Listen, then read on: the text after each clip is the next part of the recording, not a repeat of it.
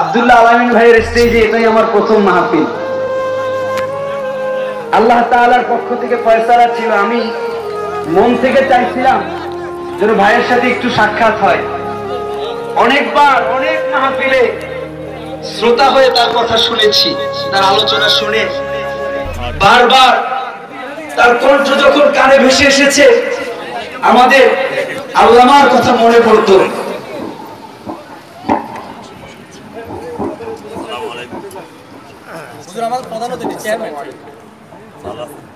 আল্লাহ তাআলা আমার ভাইকে দীর্ঘ নেক হায়াত দান করুক, সবাই বলি আমিন। আরো জোরে বলি আমিন। আমার ভাইয়েরা, আমি الإثم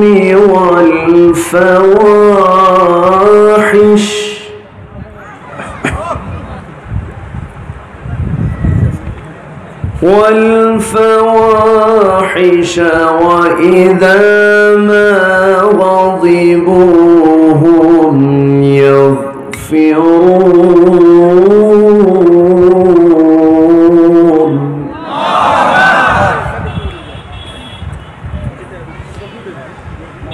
والذين استجابوا لربهم وأقاموا الصلاة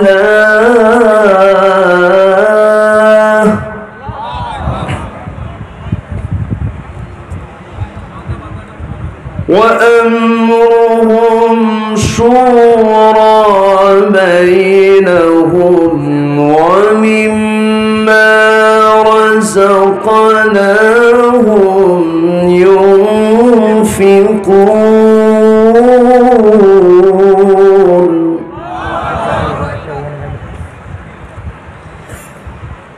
والذين إذا أصابهم البغي هم ينتصرون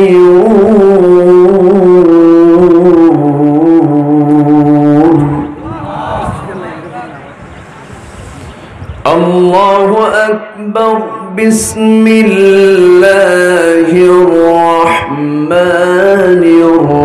الرحيم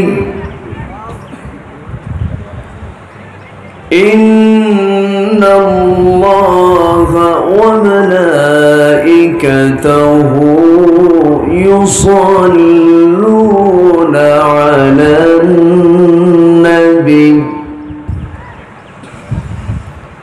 يا أيها الذين آمنوا صلوا عليه وسلموا تسليما اللهم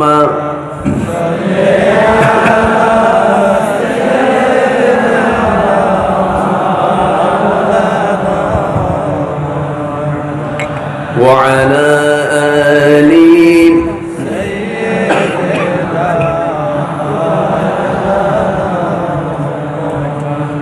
সবাই বলুন বালাগাল উলা বিকামালিহি কাশাফাত তুজা বিজামালিহি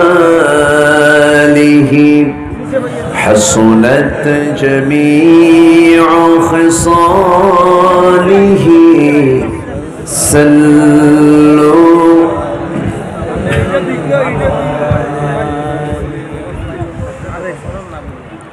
কুমিল্লা অঞ্চলের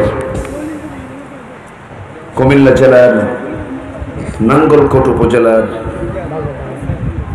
শ্যামপুর প্রবাসী সমাজ কল্যাণ পরিষদ তরুণ সংঘ ক্লাব মাহফিল ইন্তজামি কমিটি কর্তৃক আয়োজিত দিনের বেলা অনুষ্ঠিত আজকের এই তাফসীরুল কুরআন মাহফিল 2023 মহতি আয়োজনের সম্মানিত সুযোগ্য সাহেব সদর সভাপতি জনাব আহসানুল্লাহ মোল্লা, আজকের এই প্রোগ্রামের বরেণ্য অতিথি অনারেবল চিফ গেস্ট অত্যন্ত সাদামাঠা মানুষ, বাঙ্গড্ডা ইউনিয়ন পরিষদের সম্মানিত চেয়ারম্যান মহোদয় জনাব আলহাজ সাইফুল ইসলাম, আজকের মাহফিলের অন্যতম বরেণ্য মেহমান,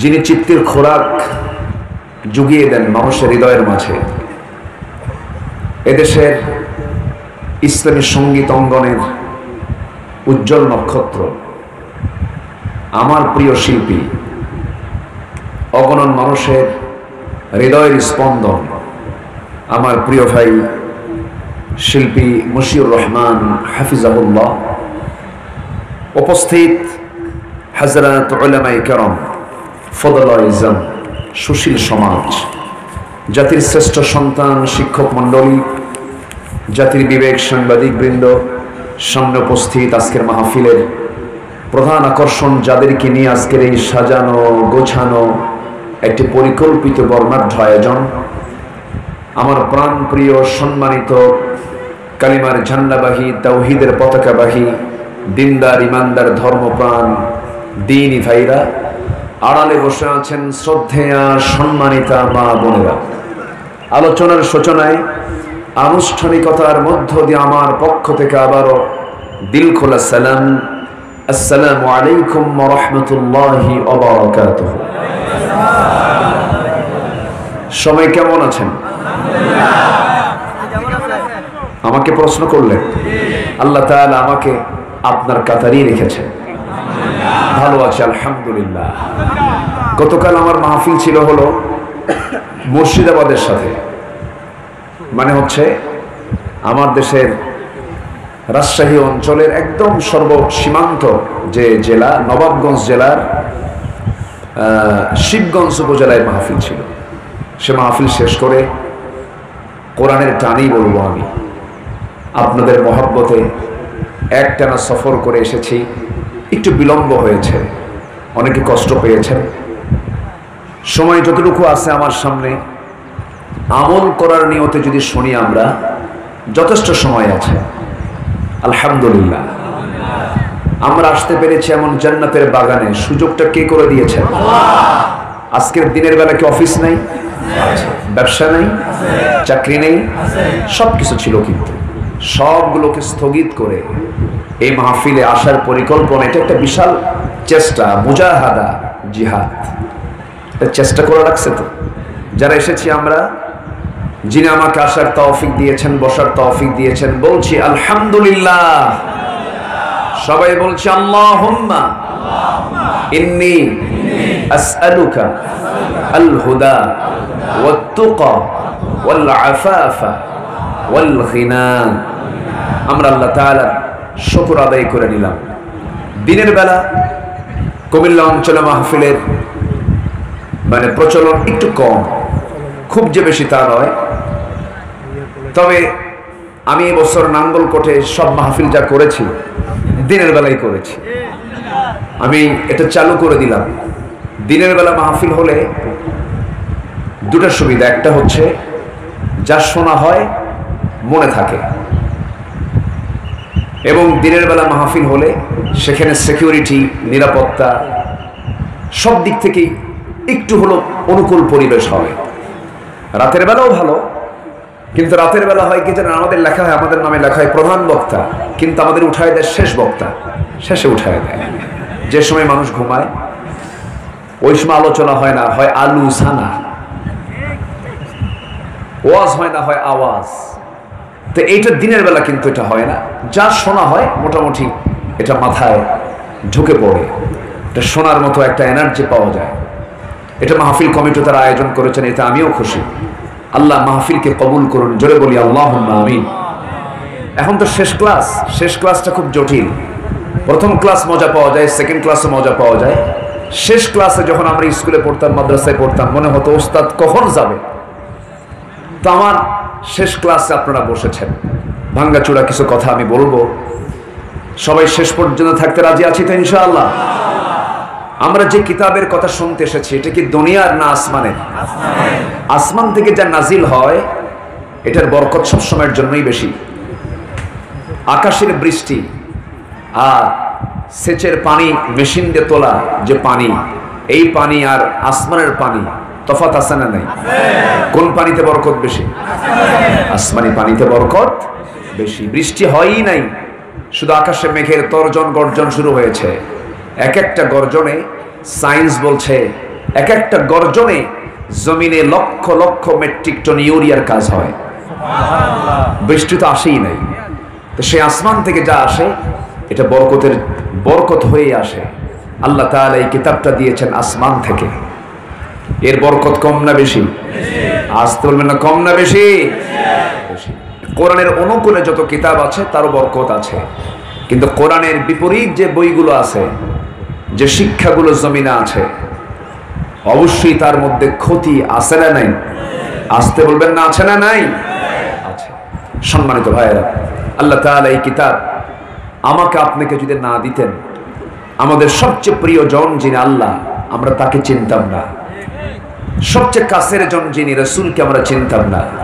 জান্নাতের দরজা কোনটা বুঝতাম না, হেদায়েতের রাস্তা কোনটা আমরা বুঝতাম না। সবচেয়ে বড় দয়া করে, মায়া করে আল্লাহ তাআলা আমাকে কোরআনটা দিয়েছেন। জোরে বলি সুবহানাল্লাহ। একটা সূরা আছে যে সূরার মধ্যে বারবার আল্লাহ প্রশ্ন করেছেন, ফাবি আইয়ি আলা'i রাব্বিকুমা। আচ্ছা, এটা কোন সূরা? রহমান, সূরা আর রহমান। আল্লাহ রাব্বুল আলামিন বান্দাকে বারবার প্রশ্ন করেছেন, কিন্তু শুরুতে দেখেন কি সুন্দর করে তার গুণবাচক নাম প্রয়োগ করে বলছেন, আর রহমান আল্লামাল কুরআন খালাকাল ইনসানা আল্লামাহুল বায়ান। যিনি রহমান, দয়া করে মায়া করে বান্দাকে কোরআন শিক্ষা দিয়েছেন। সবচাইতে বড় দয়া হল আল্লাহর পক্ষ থেকে আল্লাহ পাক আমাকে কোরআন নামক কিতাবটা দিয়েছেন, শিক্ষা দিয়েছেন। জোরে বলি সুবহানাল্লাহ। আল্লাহ রাব্বুল আলামিন অন্য জায়গায় বলছেন, তাবারাকাল্লাযী নাযালাল ফুরকানা আলা আবদিহি লিয়াকুনা লিল আলামিনা নাযীরা। আল্লাহ তাআলা এই কিতাব সম্পর্কে আরেক জায়গায় বলছেন, আলিফ লাম রা কিতাবুন আনজালনাহু ইলাইকা লিতুখরিজান নাসা মিনার যুলুমাতি ইলান নূর। হে রাসূল, আমি আপনাকে যে কিতাবটা দিয়েছি, এই কিতাব দেওয়ার উদ্দেশ্য হলো আপনি জানো জাহান্নামে অন্ধকার জগতের মানুষকে যেন আপনি আলোর দিকে নিয়ে আসতে পারেন, জাহান্নামের কিনারায় দাঁড়িয়ে থাকা মানুষকে যেন টেনে টেনে জান্নাতের রাস্তায় তুলে দিতে পারেন। জোরে বলি সুবহানাল্লাহ। সামনে রমজান আসছে, রমজানের বরকতটা এসেছে শুধু কোরআনের জন্য। সুবহানাল্লাহ বলবেন। রমজানে যে আল্লাহ তাআলা এত বরকত দিয়েছেন, সবকিছুর একটা মৌসুম থাকে। আমার দেশে ফলের মৌসুম কোনটা বলেন তো? কোন? জামেরা দাওয়াত দেন না আপনারা তো? মাসের নাম বলতে হবে তো। জ্যৈষ্ঠ মাস, তাই না? জ্যৈষ্ঠ মাসে সব ফলের রসগুলো আমরা পেয়ে যাই। ওই সময় জামাইয়ের দাওয়াত কম হয় না বেশি হয়? হ্যাঁ, বেশি হয়। এটা তো জামাইদের মুখস্থ থাকার কথা। শ্বশুর না হয় ভুল করতে পারে, কিন্তু জামাই তো দাওয়াত মিস করার কথা। আচ্ছা, তো জ্যৈষ্ঠ মাস হচ্ছে ফলের মৌসুম। সব ফল আমার দেশে ওই সময় অ্যাভেলেবেল পাওয়া যায়। আম, জাম, লিচু, পেয়ারা সবগুলো আমরা ওই সময় পেয়ে থাকি। তো তেমনি সবের একটা মৌসুম আছে। সেই মৌসুমটা কোন মাস বলেন? কোন মাস? কয়দিন আছে? খুব বেশি দিন নাই, খুব অল্প কয়েকদিন আছে। আমরা একটা দোয়া বলিতে সবে, আল্লাহুম্মা বারিক লানা ফি রজব ওয়া শাবান ওয়া বাল্লিগনা রমাদান। আমার নবী যে এই দোয়াটা পড়তেন, আল্লাহ তুমি আমার হায়াতটা একটু রমজান পর্যন্ত পৌঁছায় দিও, রমজান পর্যন্ত আমার হায়াতটা একটু দিয়ে দিও। কারণ রমজানটা এত বরকতময় একটা মাস, যে মাসে আল্লাহ তাআলা টার্গেট হলো বান্দাকে জাহান্নামের লাইন থেকে আল্লাহ তাআলা বান্দাকে যেন জান্নাতের লাইনে দিতে পারেন। আল্লাহ তো শুধু বাহানা খোঁজেন বান্দাকে কেমনে জান্নাত দেওয়া যায়, এটা আল্লাহ তাআলার চেষ্টা, কিন্তু আমরা তো চেষ্টা করি না। আল্লাহ বলছেন যে বান্দা আমার দিকে 1 হাত আগায় আমি তার দিকে 10 হাত আগাই, যে বান্দা আমার দিকে হেঁটে হেঁটে আসে আমি তার দিকে দৌড়ে দৌড়ে যাই, যে বান্দা আমার পথে আসতে চায় ওয়াল্লাযীনা জাহাদু ফীনা লানাহদিয়ান্নাহুম সুবুলানা, সাবিলের বহুবচন, যে আমার পথে আসতে চায় আমি তার জন্য একটা রাস্তা না সুবুল অসংখ্য রাস্তা বের করে দিই। আল্লাহ তাআলা চান বান্দাকে গুনাহমুক্ত করতে, কিন্তু আমরা তো রমজান পাই ঠিকই, নাম রমজান আলী, কিন্তু দুপুরে ভাত খায়। নাম হলো ফজর আলী, ঘুম থেকে ওঠে সকাল 10টায়, নাম রাখছে কি ফজর আলী। নাম হলো হিম্মত আলী, সাইকেলের চাকা বাস ঠলি সিট হয়ে পড়ে। নাম হলো আতর আলী, গাজার গন্ধে কাছে যাওয়া যায় না। নাম দিয়ে কাজ হবে না, পীর জাদা হয়েও লাভ হবে না। আমি মশিউর ভাই, আমার একটা প্রোগ্রাম ছিল চিটাগাং, এই কয়েক মাস আগের কথা। এয়ারপোর্টে আমি ঢুকে, ডোমেস্টিক সাইড দিয়ে ঢুকে বোর্ডিং পাস নিয়ে ভিতরে বসবো, বসার জায়গা পাচ্ছি না। এখন তো সব জায়গায় পুরুষের আনাগোনা না মহিলার আনাগোনা, গায়ে কাপড় চোপড় আছে, কাপড় চোপড়ও তো নাই। কাপড় চোপড় পরলে নাকি দাদি হয়, নানি হয়ে যায়, আগের যুগের মানুষ হয়। এখন নাকি কাপড় খুললে নাকি আধুনিক হয়। কাপড় খুললে যদি আধুনিক হয় তাহলে বনের পশুরা সবচেয়ে বেশি আধুনিক। তো বসার জায়গা পাচ্ছি না, বসবো কোথায়? আমি হুজুর খুঁজতেছি, আমার মতো টুপিওয়ালা কই, খুঁজতেছি, খুঁজে দেখে এক কোনায় বসে আছে হুজুর। আমি ওখানে গেলাম, গিয়ে সালাম দিলাম। সালাম দেওয়া মাত্র উনি উত্তর না নিয়ে আমার টুপির দিকে চেয়ে আছে, মানে ওনার টুপি আমার টুপির সাথে পড়ে নাই, মিলতেছে না, এই জন্য সালামের জবাবও নিচ্ছে না। তো আমি, আচ্ছা আমাদের দেশে এই জাতীয় সমস্যা আছে না নাই বলুন তো? তো আমার টুপি দেখে উনি এড়িয়ে যাচ্ছেন। আমি আরো মানে উইলিংলি আসতে তার পাশে গিয়ে বসে বললাম, মুরব্বী আমি তো আপনাকে সালাম দিয়েছি, তো আপনার নামটা? তুমি বলতেছে আমি অমক পীরজাদা। যখন বলছে পীরজাদা, আচ্ছা ঠিক আছে, ভালো কথা, আলহামদুলিল্লাহ। আমি শুনলাম আমাদের সবচেয়ে বড় প্রবলেম কি জানেন? আমরা কাউকে মেনে নিতে পারি না, প্রতিহিংসা আছে না নাই বলেন? আচ্ছা, গীবত শেখায়েত, তাহাজ্জুদ নামাজ পড়ে কিন্তু গীবত করে, লাভ আছে বলেন তো? তাহাজ্জুদ নামাজ পড়ে কিন্তু প্রতিহিংসা করে, পরশ্রীকাতরতা করে, লাভ আছে? লাভ নেই। তো আমি এরপরে আমি চুপ করে বসে আছি। আমাকে বলে হুজুর, আমাকে বলতেছে আপনার নাম কি, আপনি কে? তো আমি বললাম আমি হলাম নবীজাদা।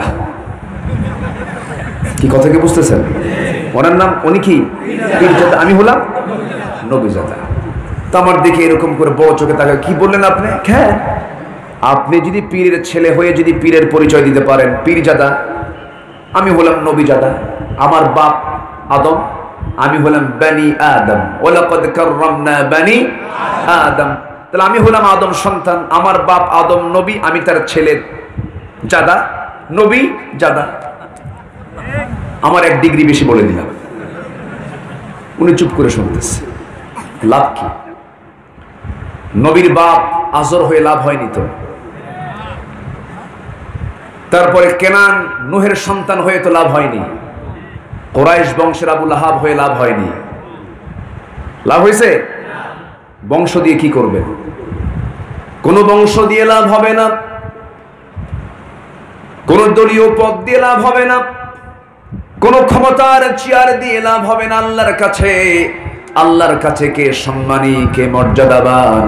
আল্লাহ রাব্বুল আলামিন সুন্দর করে বলছেন, ইন্না খালাকনাকুম মিন যাকারিন ওয়া উনসা ওয়া জাআলনাকুম শুউবান ওয়া ক্বাবাইলা লিতাআরাফু ইন্না আকরামাকুম ইনদাল্লাহি আতকাকুম। আমি তোমাদেরকে এক নর এবং এক নারী থেকে সৃষ্টি করেছি এবং সেখান থেকে তোমাদের বিভিন্ন গোত্রে গোত্রে ভাগ করে দিয়েছি, ভাষা দিয়েছি, বর্ণ দিয়েছি, যেন তোমরা একে অপরকে চিনতে পারো। তোমাদের মধ্যে সেই বান্দা আমার কাছে সবচাইতে বেশি সম্মানিত যে পীরের ছেলে না, সে বড় নেতা না, অমক বংশের না, আমার কাছে যদি রাস্তার ফকির হয়, সে যদি আমাকে বেশি মহব্বত করে, ভয় করে, আমার কাছে সে সবচাইতে সম্মানিত। জোরে কোন সুবহানাল্লাহ। আল্লাহর কাছে বংশগত মর্যাদা নিয়ে, কৌলিন্য নিয়ে, নেতার গরম দেখিয়ে, ক্ষমতার দাপট দেখিয়ে আল্লাহর সামনে সম্মান পাওয়া যাবে না। আল্লাহর সামনে সম্মান পেতে হলে ও ইবাদুর রহমান হতে হবে। কার গোলাম হতে হবে? কার গোলাম হতে হবে? আল্লাহর গোলাম হতে হবে। কিন্তু আজকে আল্লাহর গোলামদের তো বড় কঠিন সময় পার হচ্ছে। কাবা শরীফের ইমাম কনসার্টের বিরুদ্ধে কথা বললেন জুমার খুতবা চলাকালীন, অর্ধেক বলেছেন, জালিমরা তাকে ধরে নিয়ে যুগের পর যুগ জেলখানে আটকে রাখতেছে। এটা বিশ্বের প্রতিটি দেশেই চলছে। যারা এই হক কথা বলে, যারা হকের পক্ষে কথা বলে, তাদের উপরে চলছে অমানবিক, অবর্ণনীয় নির্যাতন, নিপীড়ন। সমাজের যারা ভ্রষ্টা, নষ্টা নারী, যাদের আগে বাচ্চা হয়, পেটে বাচ্চা আসে, এরপরে গায়ে হলুদ হয়, এরপরে বিয়ে হয়, তারা হয় সমাজের সেলিব্রিটি। আদালতে হাজির করা হয় মেহেদি রাঙ্গানো হাত নিয়ে, সামনে পেছনে প্রটোকল দিয়ে, আর যাদের সিনার ভিতরে থাকে 30 পারা কোরআনে কারীম, তাদের হাতে লাগানো হয় হাত কড়া। সম্মানিত ভাইয়েরা, বিবেকের কাছে প্রশ্ন দিলাম, এগুলোর বিচার আমরা অবশ্যই আদালতে আখিরাতে পাবো কি পাবো না? বলেন পাবো কিনা বলেন? আমরা কাল দুইটা ভাবি, একটা হচ্ছে ইহকাল আর একটা পরকাল। ইমানদার ভবিষ্যৎ বলতে চিন্তা করে একটাই, আমি জান্নাত পাবো কেমনে? ইমানদারের ভবিষ্যৎ কি? জান্নাত। আমরা এসেছি বাপের ভিটা থেকে, জান্নাত থেকে। আমার আব্বা আসছিলেন দুনিয়াতে, উনি চলে গেছেন, আমরা তার ছেলে আছি, আমরা আবার বাপের ভিটায় ফিরে যাব। জোরে বলে ইনশাআল্লাহ। কুন ফিদ দুনিয়া কান্নাকা গরীবুন আও আবিরিস সাবিল। দুনিয়াতে তুমি চলো একজন পথিকের মতো। ইদা আসবাহতা ফালা তানফিরিল মাসা। যখন তুমি সকাল পাবে সন্ধ্যার অপেক্ষা করবে না, সন্ধ্যা যখন পাবে সকাল অপেক্ষা করবে না। আমরা এরকম করি দুনিয়া থেকে বিদায় নিতে চাই। সম্মানিত ভাইয়েরা, রমজান আসছে, রমজানের দাম বাড়ছে কিসের জন্য বলেন তো? তাহলে এটা মানলে আমাদের দাম কমবে না বাড়বে? মক্কায় যাই কেন? কাবা আছে। কি আছে? কাবা না থাকলে যেতাম। মদিনায় যাই কেন? কবর আছে, আমার প্রিয় মানুষের কবরটা আছে, এই জন্য মদিনায় যাই। তাহলে যাইতাম আমরা। তাহলে মদিনার দাম বাড়ছে রাসূলের কবর থাকার কারণে। মক্কার দাম, মক্কা নগরের দাম বেড়েছে আল্লাহর ঘর থাকার কারণে। রমজান মাসের দাম বেড়েছে কোরআন নাজিলের কারণে। আর সেই কোরআন আমরা মানলে আমাদের দাম কোথায় যাবে? আমাদের দামটা কত হবে? আমাদের সম্মান কে বাড়ায় দিবেন? আল্লাহ বাড়ায় দিবেন। এখন যদি প্রশ্ন করি, রাগ করা যাবে না কিন্তু, এখানে যারা আমরা বসে আছি, যদি বলি মুসলমান কারা কারা, হাত কি সবার উঠবে না? উঠবে। ইমানদার কারা কারা, হাত কি সবার উঠবে না? উঠবে। কিন্তু যদি বলি কোরআনটাকে সহি করে পড়তে পারেন কয়জন, সবার হাত কি উঠবে? বলেন উঠবে না। আমরা আজকে সিদ্ধান্ত নেব, আজকের মাহফিল সাকসেস হবে। সিদ্ধান্ত নেব আগামী রমজান হবে কোরআন শেখার রমজান। এখানে শ্যামপুর প্রবাসী তরুণ সংঘ তারা এই ৩-৪ বছরে বিশাল উদ্যোগ নিয়েছে। ইফতার সামগ্রী, বিয়েতে আর্থিক সহযোগিতা, 2 মণ মৎস্যপণ অবমুক্তকরণ, ইফতার বিতরণ, গাছ রোপণ, মসজিদ উন্নয়নমূলক কাজ, পরিবার ইফতার বিতরণ, তাফসীর মাহফিল, 100 পরিবারের মাঝে ইফতার বিতরণ, টিউবওয়েল প্রতিস্থাপন করা হয়েছে। সাথে আমি আরেকটা অ্যাড করে দেব, সেটা হলো রমজান মাসে কোরআন শেখার একটি সুন্দর ব্যবস্থা করে দেওয়া। ঠিক আছে, এটা অ্যাড করে দেন। আমরা আগামী রমজানকে কোরআন দিয়ে বরণ করব। জোরে বলি ইনশাআল্লাহ। কোরআনের জবান খুলবে একদিন। কোরআন কিন্তু জীবন্ত। হাসরের ময়দানে কোরআন আমার আপনার পক্ষে রায় দেবে। জোরে কোন সুবহানাল্লাহ। কোরআনের বিপক্ষে কথা বললে রায় দেবে তো নাকি? না, পক্ষে কথা বলতে হবে। কোরআনের পক্ষে কথা বলবো, কোরআন আমার পক্ষে রায় দেবে। আল কুরআন হুজ্জাতুল লাক আও আলাইক। কোরআন তোমাকে পক্ষে কথা বলবে অথবা বিপক্ষে কথা বলবে। আমার নবীজি 4 বার হাসরের ময়দানে আসবেন। 4 বার হাদিসে আসছে। প্রথমবার আসবেন, কিছু সংখ্যক উম্মতকে সঙ্গে করে নিয়ে জান্নাতে চলে যাবেন। দ্বিতীয়বার আসবেন, সাথে করে নিয়ে জান্নাতে চলে যাবেন। আম্মা জান আয়েশা বলেন, ইয়া রাসূলুল্লাহ, হাসরের ময়দানে অসংখ্য লোকের মাঝ থেকে আপনার উম্মতগুলোকে আপনি চিনবেন কেমনে, ভালো বান্দাগুলোকে চিনবেন কেমনে? সঙ্গে সঙ্গে রাসূল বলছেন, আয়েশা, দুনিয়ার জিন্দেগিতে অনেকগুলো অসংখ্য ঘোড়ার মাঝে যে সমস্ত ঘোড়ার মাথার সামনে সাদা কালো চিহ্ন থাকে, সহজে যেমন তাকে চেনা যায়, হাসরের ময়দানে আল্লাহর যারা অনুগত গোলাম, আমার যারা খাস উম্মত, তাদের মাথার উপরে, কপালের উপরে তাদের সুন্দর সেজদার চিহ্ন থাকবে। সেজদার চিহ্নগুলো নূরের মতো চমকাতে থাকবে। আমি তাদেরকে দেখে দেখে বাছাই করে করে নিয়ে তাদেরকে একসঙ্গে নিয়ে আমি জান্নাতে চলে যাব। চতুর্থবার আসবেন। চতুর্থবার আসার পর কিছু সংখ্যক ব্যক্তিকে নিয়ে জান্নাতের দিকে যখন চলে যাবেন, ইল্লা মান হাসাবাহুল কোরআন, কোরআন তাদের সামনে প্রাচীর হয়ে দাঁড়িয়ে বলবে, আল্লাহ, এই সমস্ত বান্দাকে তুমি কেন জান্নাত দিচ্ছ? এরা কোরআনের কথা বলে নাই, কোরআনের দল করে নাই, বরঞ্চ কোরআনের দল যারা করেছে তাদের বিরুদ্ধে মামলা দিয়েছে, তাদের বিরুদ্ধে ষড়যন্ত্র করেছে, তাদেরকে জুলুম করেছে, নির্যাতন করেছে। কোরআনের আইনকে বলেছে মধ্যযুগীয় আইন। এই আইন এই সমাজে চলতে পারে না। এই জাতীয় যারা কথা বলেছে, আল্লাহ তুমি তাদেরকে জান্নাত দিতে পারবা না। আমার নবী সুপারিশ করার পরেও কোনো কাজ হবে না, কারণ কোরআন যার বিরুদ্ধে চলে যাবে সেই ব্যক্তির পক্ষে কেউ কথা বললে কোনো কাজ হবে না। তাহলে আমরা কোরআনওয়ালা হব, জোরে বলি ইনশাআল্লাহ। এখন প্রশ্ন হলো, কোরআন আমরা কেন পড়তে পারি না? এটা বলবো প্রথমে নিজের ব্যর্থতা, এটা ঠিক আছে, আমার শাস্তি আমাকে পেতে হবে, কিন্তু পরিবারের ব্যর্থতা আছে না নাই? পরিবারের দোষ আছে না নাই? শুধু ওয়াজ, আমাদেরকে অনেক সময় বলে, হুজুর পিতামাতার কিছু ওয়াজ করেন। পিতামাতার তো ওয়াজ করবো, ঠিক আছে, কিন্তু পিতামাতা সন্তানকে কি শিখাতে হবে, কি আদব দিতে হবে, এই দায়িত্ব পিতামাতার আছে না নাই? আছে। সন্তানকে জজ বানালেন, ব্যারিস্টার বানালেন, ডাক্তার বানালেন, ইঞ্জিনিয়ার বানালেন। আমার নিজের চোখ সাক্ষী, বৃদ্ধাশ্রম কিছু আমি ঘুরে ফিরে দেখেছি বাংলাদেশে। ঢাকার গাজীপুরে আমি কিছু বৃদ্ধাশ্রম দেখেছি। আল্লাহর কসম করে বলি, একটা বৃদ্ধাশ্রমে কোনো আলেমের, হাফেজের বাবা মাকে দেখতে পাবেন না।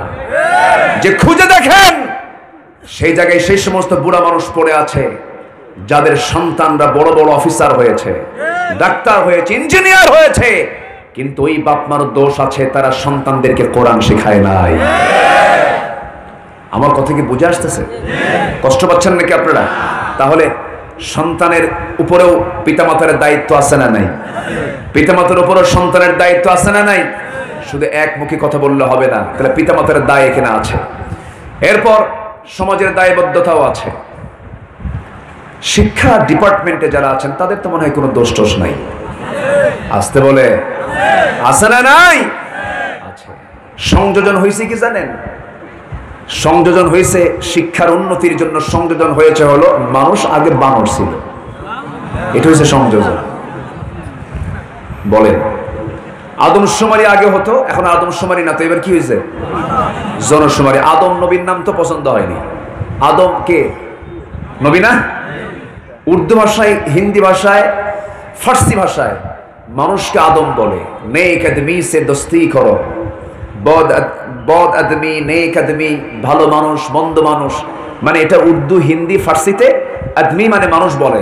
কিন্তু এই হিসাবে আমার দেশে শুমারি, আদম শুমারি হতো। শুমারি ফার্সি শব্দ, আদমটা ফার্সি শব্দ, শুমারিটা রাখছে। এখন কি হয়? জনশুমারি। আদম পছন্দ হয়নি, ঠিক আছে, সাথে সাথে এটাও প্রস্তাব দেই, জনশুমারি হোক, আদমশুমারি হোক, এখন সামনে বানর শুমারি হোক, ঠিক কিনা? কি শুমারি? বানর শুমারি। আমরা আদম তো, তাই না? কিছু বানর আছে না নাই? বানরদের বংশধরের কাছ থেকে আদম সন্তানদের শিক্ষা নেবার কিছু নাই। তাফসীর করে, মানুষ আগে বানর ছিল। মানুষ হলো কেমনে? গাছের ডালে ডালে লাফাতে লাফাতে এক ডাল থেকে আরেক ডালে, আরেক ডাল থেকে আরেক ডালে চলতে চলতে হঠাৎ করে ডালের সাথে ঘষা খাইয়া খাইয়া লেজটা পড়িয়া বানর মানুষ হইয়া গিয়েছে। এটা কি সুস্থ লোকের তাফসীর না মদ খাওয়া? এটা কি সুস্থ মস্তিষ্কের না মদ খাওয়া? মদ খাওয়া। এই জাতীয় কথাগুলো আমাদেরকে শেখানো হয়। আমরা মাননীয় প্রধানমন্ত্রীকে ধন্যবাদ দিচ্ছি, এটাকে আমলে নেওয়া হয়েছে। এটা সিলেবাসে থাকবে না ইনশাআল্লাহ। জোরে বলি ইনশাআল্লাহ। সম্মানিত ভাইয়েরা, আমরা কোরআনওয়ালা হব, কোরআন শিখবো, জোরে বলি ইনশাআল্লাহ। আমি একটা সূরা থেকে তেলাওয়াত করেছি। আল্লাহ তাআলা নিজ হাতে 7টা কাজের জন্য বান্দাকে পুরস্কার দিবেন। জোরে বলে সুবহানাল্লাহ। আল্লাহ তার নিজ হাতে দিবেন। নিজ হাতে দিলে কি কম হবে না বেশি হবে? রোজার ব্যাপারে আল্লাহ তাআলা এই জাতীয় কথা বলেছেন, আস-সাওমু লি ওয়া আনা আজজি বিহি। রোজা আমার জন্য, আমি নিজ হাতে তার পুরস্কার দেব। আবার সূরা শূরার ভিতরে বলছেন যে বান্দা 7টা কাজ করবে ফাজরুহু আলাল্লাহ, তাকে আমি আল্লাহ নিজে পুরস্কার দেব। জোরে বলেন সুবহানাল্লাহ। 7টা আমল শিখে যাই আমরা। কষ্ট পাচ্ছেন নাকি আপনারা? চলে যান। আচ্ছা ঠিক আছে। আমার মশিউর ভাইয়ের জন্য আমিও দোয়া চাই। আল্লাহ আমার মশিউর ভাইকে দীর্ঘ হায়াত দান করুন। আল্লাহ তার কণ্ঠটাকে আমাদের মাঝে দীর্ঘদিন স্থায়ী করে দিন। জোরে বলি আল্লাহুম্মা আমিন। উনি তো চলে যাচ্ছেন, আপনি আবার যাবেন না তো? আপনি আছেন তো? আচ্ছা থাকুন। চেয়ারম্যান মহোদয় অত্যন্ত বিনয়ী মানুষ। উনি হলেন চেয়ারম্যান, মানে কি জানেন? চেয়ারের মানুষ। চেয়ার নাই, নিচে বসে আছে। আমি তো নকল, আমি তো বলতো চেয়ারের লোক না। অত্যন্ত বিনয়ী। ওনাকে বারবার বলা হচ্ছিল, কিন্তু উনি বলছেন না, এখানে মুরব্বীরা আছেন, আমি চেয়ারে বসবো না। ইসলাম তো এগুলোই শিখায়। আজকের সমাজে আদব বেশি না বেয়াদব বেশি? বলেন বলেন, আদব বেশি না বেয়াদব বেশি? বেয়াদব বেশি। শিক্ষার হার কমেছে না বেড়েছে? শিক্ষার হার বলেন বাড়ছে। পিতামাতার খেদমতের হার? তাহলে এখানে অবশ্যই কিছু সমস্যা আছে না নাই? আরেকটা প্রশ্ন করি, নেতা বেশি না কর্মী বেশি? ভালো করে রাখুন। নেতা বেশি না কর্মী বেশি? আচ্ছা, নেতা কি সামনে থাকে না মঞ্চে থাকে? মঞ্চে থাকে। যেন সব নেতা, কর্মী তো নাই মঞ্চে। মঞ্চে কি আর থাকে? সম্মানিত ভাইয়েরা, মসজিদে যান, একজনকে পাবেন মেম্বারে, একজন নেতা, একজন ইমাম। হাজারো পাওয়ারফুল মুসল্লি হোক না কেন, ইমাম রুকুতে মুসল্লিকে সেজদায় যেতে পারবে? যেই নেতৃত্বের ভিতরে নামাজ থাকবে না, সেই নেতৃত্ব কখনো সুশৃঙ্খল হতে পারে না। যে নেতৃত্বের মধ্যে নামাজ নাই, সেই নেতৃত্ব আমরাও নাই। কারণ এই নেতৃত্ব নিয়ে একদিন কিয়ামত পর্যন্ত এই সিলসিলা কিয়ামত পর্যন্ত চলে যাবে, হাসর পর্যন্ত গড়াবে। ইয়াউমা নাদউ কুল্লা উনাসিম বিইমামিহিম। সেদিন প্রত্যেক নেতাকে তার কর্মী সহ ডাকা হবে। অতএব আমাদের সাবধান হওয়ার দরকার আছে না নাই? রাগ করতেছেন নাকি আপনারা? আরেকটা প্রশ্ন করি, আমার দেশে মানুষ বেশি না চোর বেশি? ভালো করে বলেন, মানুষ বেশি না চোর বেশি? চোরই বেশি, তাই না? আচ্ছা আচ্ছা, নামাজি বেশি না বেনামাজি বেশি? যে নামাজ পড়ে নাকি ছোটখাটো চোর নাকি না বড় চোর? আপনি মসজিদে যাবেন, নতুন জুতা এক জোড়া কিনছেন 3000 টাকা দিয়া। মসজিদে যাওয়ার পর প্রথম কাতারে জুতা রাখার জায়গা পান নাই। আপনি প্রথম কাতারে দাঁড়াইছেন, কিন্তু আপনার জুতা আছে 3 নাম্বার কাতারে। সেজদা দেওয়ার সময় তসবিহ আসবে না তো, খালি মনে হবে জুতা আছে তো। আমি কি ভুল বলছি? আজ তো ভুল বলছি? কোন অফিস ঘুষ ছাড়া ফাইল নড়ে না। আপনি ঘুষের টাকা দিবেন, বিদ্যুৎ গতি ফেল, কাজ উদ্ধার।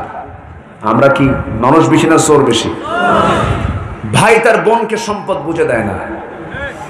চেয়ারম্যান সাহেব এগুলো ভালো বুঝবেন, ওনারা তো অনেক দরবারে বসেন। ভাই তার বোনকে হিসাব বুঝে দেয় না। তাহলে আমরা ভাই কি মানুষ না চোর? বোনের কি অধিকার নাই? যে বোন যে মার পেট থেকে এসেছেন, আপনি ভাই সে মার পেট থেকে এসেছেন, আপনি কেন বোনকে সম্পদ বুঝায় দেন না? বরং উল্টা করে, বোনকে নিয়ে এসে উল্টা বুঝায়, বলে বোন শোনো, অংশ নিলে কিন্তু ধ্বংস হয়। কি ওয়াজটা দিল? এটা কি কোরআন থেকে ওয়াজ না? তাহলে আমরা কি মানুষ হব না ইনশাআল্লাহ?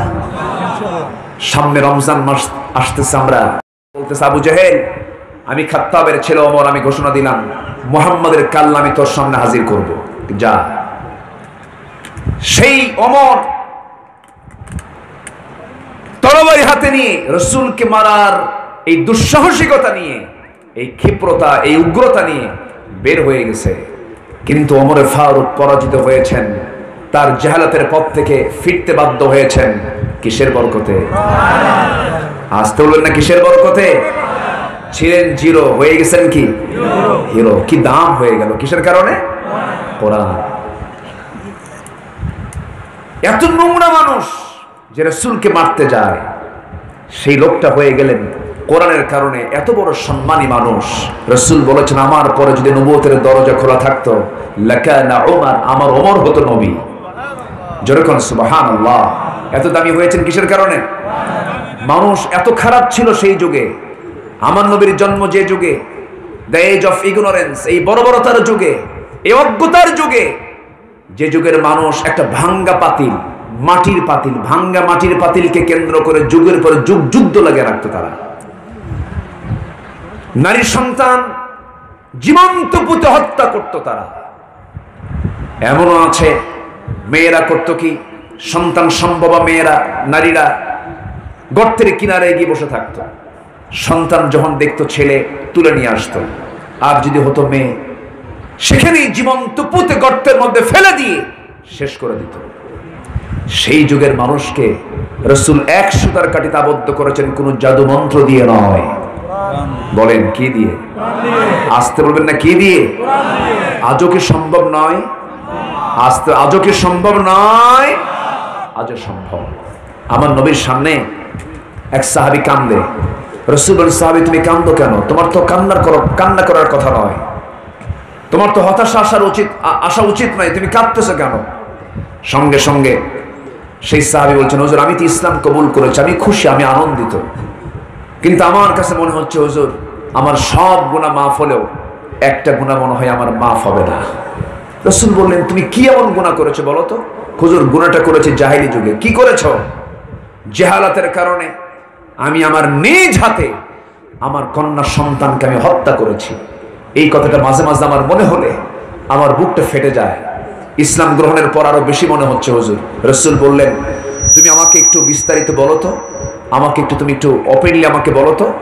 2 হাঁটু লেগে দিয়ে নবীর সামনে অত্যন্ত বিনয়ী হয়ে সেই সাহাবী বসে বলছেন, ইয়া রাসূলুল্লাহ, আমার স্ত্রীর গর্ভে যখন সন্তান এলো, 9 মাস পূরণ হলো, আমি আমার বউকে বললাম, যাও বাবার বাড়ি, ছেলে হলে নিয়ে আসবা, মেয়ে হলে জীবন্ত পুঁতে হত্যা করবা, মেয়ের সন্তানের চেহারা আমি দেখতে চাই না। ওই সমাজ নারীকে এত অবহেলা করত, এতটাই অবজ্ঞার চোখে দেখতো। সেই যুগে রাসূল বললেন, যার ঘরে একটা মেয়ে তার জন্য পৃথক একটা জান্নাত আল্লাহ রেখে দিয়েছেন। আমার নবীজি 4টা মেয়ের বাবা।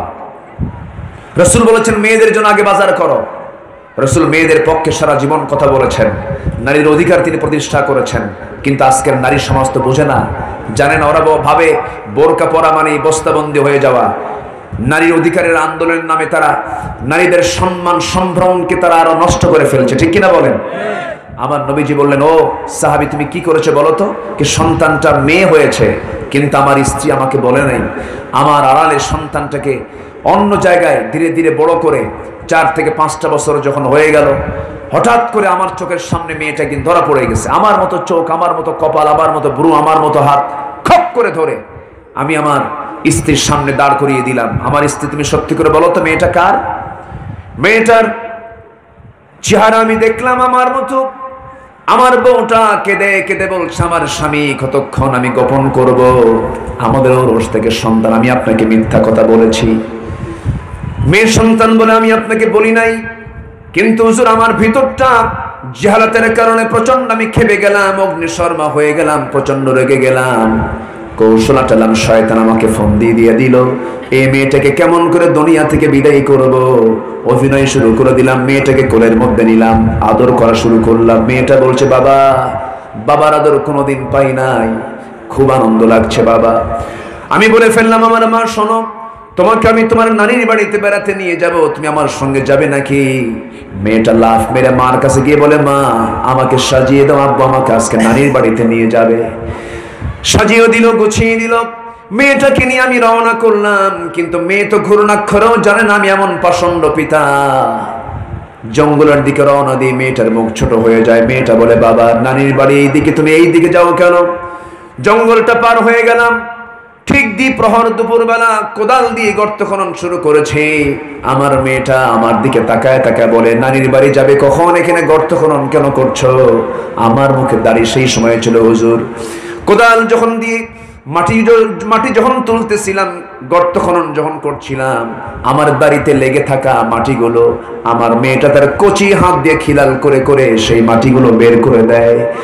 গামছা দিয়া আমার গায়ের ঘামগুলো মুছে মুছে দিচ্ছে, আদর করছে, মোহাব্বত করে বলছে, বাবা তুমি কখন নানির বাড়িতে যাবে? কিন্তু সে তো জানে না কবরটা কার জন্য খনন করছি আমি। গর্ত খনন যখন শেষ হয়ে গেল, আমি আমার মেয়েটাকে বললাম, মা দেখো তো গর্ত খননটা কেমন হয়েছে। আমার মেয়েটা অত্যন্ত সরল মন নিয়ে সামনের দিকে গিয়া ওকি মেরে যখন দেখতে নিলাম, আমি পিছন দিকে চলে আসলাম, চক্ষু বন্ধ করে পিছন দিক থেকে এত জোরে ধাক্কা মারলাম, এক ধাক্কায় গর্তের মধ্যে পড়ে গেছে। এক ধাক্কায় গর্তের মধ্যে উপর হয়ে পড়ে আবার চিত হয়ে দুইটা হাত এক জায়গায় করে বলছে, ও আব্বা বুঝতে পেরেছি মার কতটাই বাস্তব হয়ে গেছে, বুঝতে পেরেছি তুমি আমাকে এই জায়গায় কেন ফেলতে এসেছো, আমাকে মারতে এসেছো। আব্বা প্রয়োজনে ভিক্ষা করে খাবো, একটা বারের জন্য প্রাণ ভিক্ষা দিয়ে দাও, কোনোদিন তোমার সামনে মুখটা দেখাবো না। দিল পরিমাণ মোহাব্বত জাগলো না ভিতরে হুজুর। বড় ওজনের পাথর নিয়ে আসলাম, সোজা তার কলিজা বরাবর মেরে দিলাম, ফিঙ্কি দিয়ে রক্ত বের হয়ে গেল। চিৎকার মেরে মেরে আব্বা আব্বা বলে দুনিয়া থেকে বিদায় নিয়ে নিল। পাথর চাপা দিয়া, মাটি চাপা দিয়া, বালু চাপা দিয়া জনমের মতো বিদায় করে দিলাম।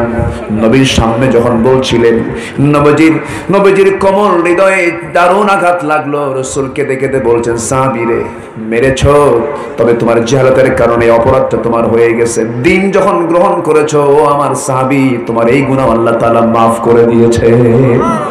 আমার ভাইয়েরা, আমার বন্ধুগণ, সেই অসভ্য বর্বর লোকগুলোকে নবীজি শুধুমাত্র এই কিতাবটা আসার পর থেকে তিনি সফল হয়েছেন। আজকেও যদি মুসলমানরা কোরআনটাকে ফলো করে যদি সামনের দিকে চলতে পারে, আমার আল্লাহর ওয়াদা হলো কোরআনটা যে সমাজে চালু হবে, লাফাতাহনা আলাইহিম বারাকাতিম মিনাস সামাই ওয়াল আরদ, আসমান জমিনের সমস্ত রহমতের দরজা আমি আল্লাহ খুলে দেব সমাজে যদি কোরআনটা চালু হয়ে যায়। আজকে সমাজে কোরআন চালু হোক, সবাইকে চান নাকি? সবাইকে চান নাকি? কোরআন যদি সমাজে চালু হয়ে যায়, মদের বোতল থাকবে না, জেনার কারবার থাকবে না, সুদের কারবার থাকবে না, ঘুষের কারবার থাকবে না, কোনো অন্যায় থাকবে না, জুলুম থাকবে না। কিন্তু সবাই তো এটা চাবে না। সুদখোর কি চাবে কোরআন আসুক? জেনাকার কি চাবে কোরআন আসুক? মদের বোতল ছাড়া যাদের দিন পারা হয় না, তারা কি চাবে কোরআন আসুক? চাবে না। অতএব এই কাজ করতে গেলে আমার কিছু শত্রু তৈরি হবে কি হবে না বলেন? নবীর শত্রু ছিল কিনা বলেন? ছিল। হকের পক্ষে কাজ করতে গেলে আমার আপনার শত্রু পয়দা হয়ে যাবে। এই জন্য আমরা হকের পক্ষে কাজ করব, কোরআনওয়ালা হব। এক নম্বর আমার আহ্বান হবে, আগামী রমজান হবে কি শেখার রমজান, আমরা হব কোরআনওয়ালা। জোরে বলি ইনশাআল্লাহ, জোরে বলি ইনশাআল্লাহ। 7টা কাজ আজকে আমরা শিখে যাব। আল্লাহ রাব্বুল আলামিন বলছেন, বান্দারে 7টা কাজ তুই করবি, আমি তোর নিজের হাতে পুরস্কার দিয়ে দেব। আল্লাহ রাব্বুল আলামিন বলছেন, ওয়াল্লাযীনা ইয়াজতানিবুনা কাবাইরাল ইসমি ওয়াল ফাওয়াহিশ ওয়া ইযা মা গাযিবু হুম ইয়াগফিরুন। নাম্বার 1 হলো যে বান্দা নিজেকে বড় বড় গুনাহ থেকে নিজেকে যে বিরত রাখবে। আমাদের সবচেয়ে বড় চ্যালেঞ্জ হলো আমাদের জীবনে কোনো গুনাহের ক্যারিয়ার অর্জন করা যাবে না, গুনাহ বহন করা যাবে না, গুনাহমুক্ত জীবন আমরা গড়ব। জোরে বলি ইনশাআল্লাহ। চোখের গুনাহ আছে না নাই? কানের গুনাহ আছে না নাই? মুখের গুনাহ আছে না নাই? হাতের গুনাহ আছে না নাই? পায়ের গুনাহ আছে না নাই? অঙ্গের গুনাহ আছে না নাই? এই সমস্ত গুনাহগুলো থেকে নিজেকে বাঁচাতে হবে, চেষ্টা করতে হবে। 24 ঘন্টা যখন ঘুমে যাব, ঘুমের সময় ইহতিসাব করব, নিজের নফসকে আমি প্রশ্ন করব।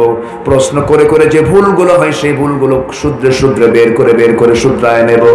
আবার ঘুম থেকে যখন সকালবেলা উঠবো, আমার বন্ধুগণ একটা হাদিস, ইদা আসবাহা ইবনু আদম, যখন কোন আদম সন্তান সকালবেলা করে, ফাইনাল আ'দা কুল্লা শাইইন, সমস্ত অঙ্গ প্রত্যঙ্গগুলো জিহ্বার কাছে এসে জিহ্বাকে বলে, ও জিহ্বা ইত্তাকিল্লাহ ফিনা, তুমি আমাদের জন্য আল্লাহকে ভয় করো।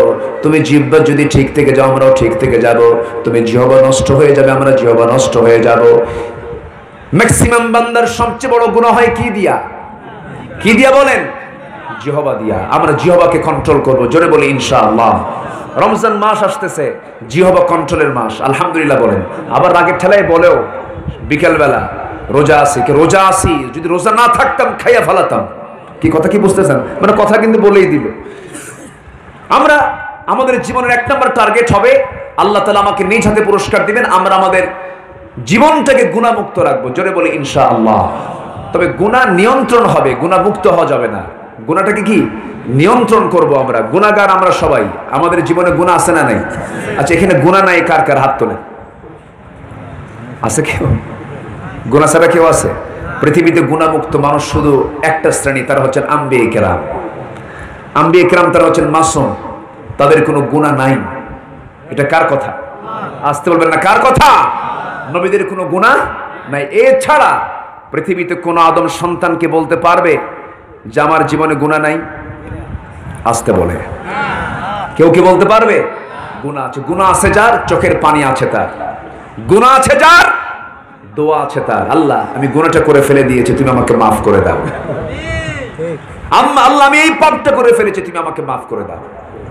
সম্মানিত ভাইয়েরা, আমরা গুনাহকে নিয়ন্ত্রণ করব। বড় বড় গুনাহ বিশেষ করে যদি বলেন হুজুর গুনাহগুলো কি কি, এ তো বিশাল লম্বা কথা, অত ব্যাখ্যায় আমি যেতে পারবো না। তবে বড় বড় কবিরা যে গুনাহগুলো আছে, ধরেন আমি একটা মানুষকে থাপ্পড় মারলাম, ওই লোকের শাস্তি কি ফাঁসি হবে?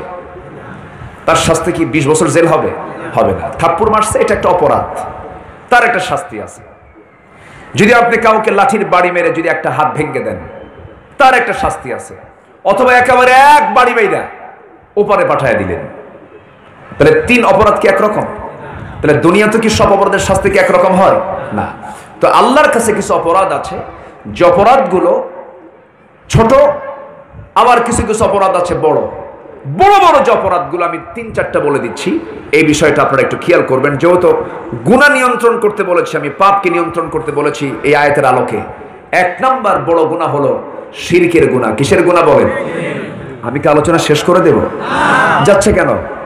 একটু বসেন, একটু বসেন, একটু ধৈর্য ধরি আমরা। না আমি শেষ করে দেব নাকি? এখানে আজান হবে, নামাজও হবে। কি বলেন? এখানে আজান হবে, নামাজও হবে। আমরা এখানে আজান দেব, আমরা এখানে নামাজ পড়বো। জোরে বলি ইনশাআল্লাহ। এই উম্মতের জন্য এটা বোনাস। এই উম্মতের জন্য টোটাল জমিনটাই হলো মসজিদ, টোটাল জমিনটাই হলো সেজদার জায়গা। বলি আলহামদুলিল্লাহ। কেউ উঠবেন না, আমরা বসি। আমি আয়াতগুলো শুধু জাস্ট তরজমা আংশিক কিছু ব্যাখ্যা দিয়েই আমি শেষের দিকে আস্তে আস্তে চলে যাচ্ছি। তাহলে বড় বড় কবিরা গুনার মধ্যে 1 নম্বর কবিরা গুনাহ হলো আলা উনাব্বিউকুম বিআকবারিল কাবাইর। আমি কি তোমাদেরকে বড় বড় কবিরা গুনার কথা বলবো? সাহাবায়ে কেরাম বলেন, ইয়া রাসূলুল্লাহ আপনি বলুন। আল ইশরাকু বিল্লাহ, নাম্বার 1 হলো কার সঙ্গে শিরিক করা? আসতে বলবেন না, কার সঙ্গে শিরিক করা? বাচ্চা হয় না, মাজারে যায়। আছে কিনা এলাকায় জানি না। আছে? হ্যাঁ, কি বলে? বাচ্চা হয় না, বাচ্চা দেবেন কে? আসতে বলুন না, বাচ্চা দিবেন কে? মাজারে চলে যায়। ডেকসি চিনেন কিনা? ডেক যেটাকে ই হয়, কি বলে? হ্যাঁ, সিন্নি না কি বলে, যাই হোক, পাকানো হয়, রান্না পাকানো হয়। সেই ডেকের কাছে যায় মহিলা মানুষ বাচ্চা নেওয়ার জন্য ডেকের সাথে পেট ঘষে, ডেকের সাথে পেট ঘষে যেন বাচ্চা হয়। নাউজুবিল্লাহ বলবেন না? জোরে বলুন নাউজুবিল্লাহ। বাচ্চা দেবেন কে? একমাত্র সন্তান দেবার মালিক কে? চাইতে হবে কার কাছে? আল্লাহর কাছে। বাবার কাছে যায় বলে, বাবা একটা বাচ্চা দিবা। ও কি বাচ্চা দেওয়ার মহাজন? বাচ্চা কে দিবেন? ছেলে দিবেন কে? মেয়ে দিবেন কে? দিবেন না কে? সিদ্ধান্ত কার? ফয়সালা কার? এই জায়গায় কোনো কথা বললে তার গুনাহ হবে কিনা? গুনাহ হবে। বারবার মেয়ে হয়, কিছু কিছু মহিলা আছে বলি ফেলে, আল্লাহ তোমার চোখ কি আসলে কানা হয়ে গেছে? এদিকে তুমি নজর দাও না, খালি ওই বাড়ির দিকে নজর দাও। ওই বাড়ির 4টা ছেলে, এই বাড়ির 4টা মেয়ে, ওখানে 2টার এখানে 2টা দিলেই তো হয়ে যেত। কি অঙ্ক মিলাই দেখেন, এরকম আছে না? নাই না। আমার আল্লাহর অঙ্ক হচ্ছে সবচেয়ে সূক্ষ্ম অঙ্ক। আল্লাহ যাকে দিবেন আল্লাহ ভালো জানেন যে এখানে কোনটা দিতে হবে আর কোনটা দেওয়া যাবে না। সবচেয়ে ভালো বোঝেন তিনি কে? আল্লাহ তাআলা। তাকদীর কে নির্ধারণ করেন? কে নির্ধারণ করেন? আল্লাহ নির্ধারণ করেন। ছেলে হোক মেয়ে হোক বলতে হবে আলহামদুলিল্লাহ। আমাদের কাছে প্রায় প্রশ্ন আসে, হুজুর আমার স্বামী আমাকে দেখতে পারে না কেন? বারবার মেয়ে হয়, খালি বলে যে তোর পেট নাকি পচা। নাউজুবিল্লাহ বলবেন না? এরকম জাহালাত কিন্তু এখনো আছে, এখনো আছে না। আল্লাহ তাআলা নারীকে সম্মান দিয়েছেন বেশি। যেরকম সুবহানাল্লাহ। বলুন তো একটা প্রশ্ন করি, জান্নাত কার পায়ের নিচে? মাটা কি পুরুষ না মহিলা? তাহলে একটা কার দামটা বেশি হলো বলেন? মেয়েদের দামটা বেশি। তাহলে আপনার ঘরে যদি মেয়ে আসে এটা তো আপনার জন্য বরকত, বলি আলহামদুলিল্লাহ। রাসূল মেয়েদেরকে বরকত বলেছেন বেশি। সম্মানিত ভাইয়েরা, তাহলে সন্তান হওয়া না হওয়া কোনো মাজার, কোনো দরবার, কোনো কারো কাছে গিয়ে চাওয়া, এটা কি ইমানদারের কাজ না মুশরিকের কাজ? ইমানদারের কাজ না মুশরিকের কাজ? মুশরিকের কাজ। এগুলো কাজ আমরা করতে যাব না, জোরে বলি ইনশাআল্লাহ। শিরকের আরো ব্যাখ্যা আছে। শিরকের ব্যাখ্যা দিতে গেলে অনেক লম্বা হয়ে যাবে।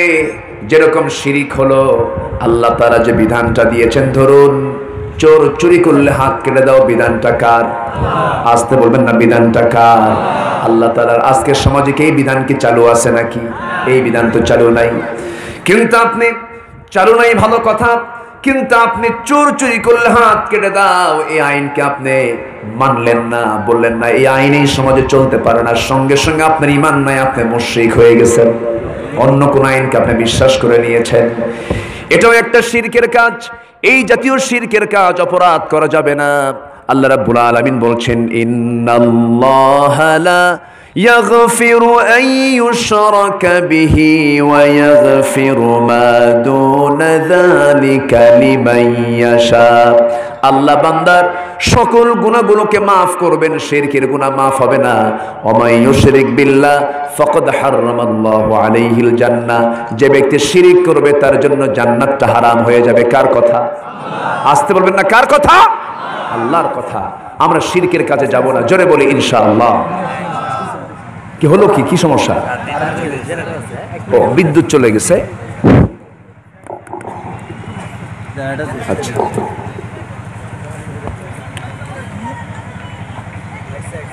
হ্যাঁ। যে সম্মানিত ভাইরা, বিদ্যুৎ এসেছে, বলি আলহামদুলিল্লাহ।